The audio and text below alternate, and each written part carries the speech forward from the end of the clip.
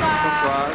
مساء الخير، مساء الفل، مساء المحبة. أنا كتير مبسوطة بوجودي بلبنان، وخاصة بالميراكس دور لأول مرة، مش رح تكون آخر مرة أكيد. أكيد لا، نحن بنشكرك ليلى، رح تلبيتك الدعوة وتيجي لعنا.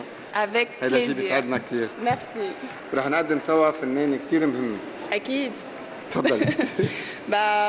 رح أقول أنا أوكي. فنانة جزائرية ذات شهرة عربية واسعة، أدت ببراعة الكثير من الأدوار بالمسلسلات العربية، بيعتبروها النقاد مستقبل التمثيل العربي.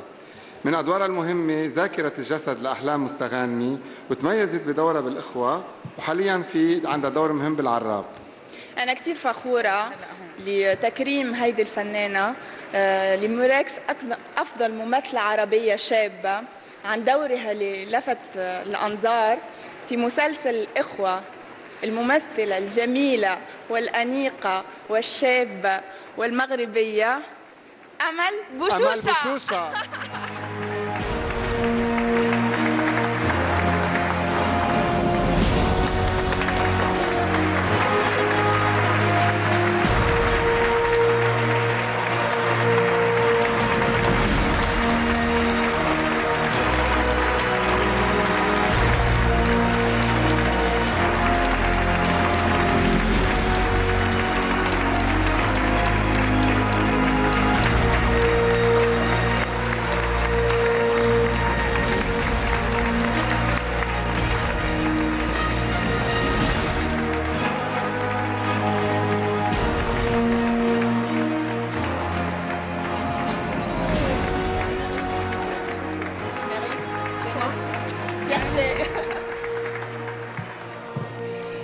مساء الخير.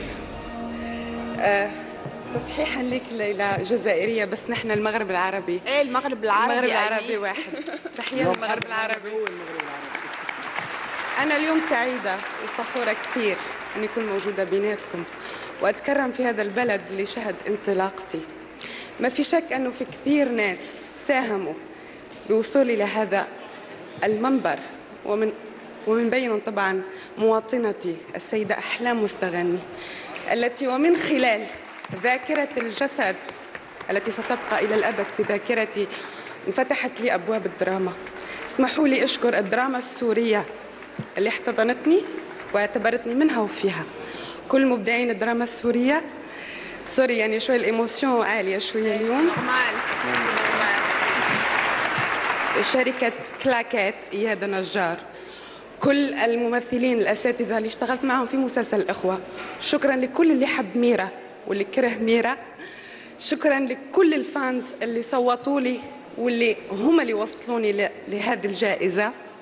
اسمحوا لي أقدم هالجائزة لوالدي ووالدتي وإخواتي، إلى الفانز وإلى وطني أمي وأرضي الجزائر. شكرا.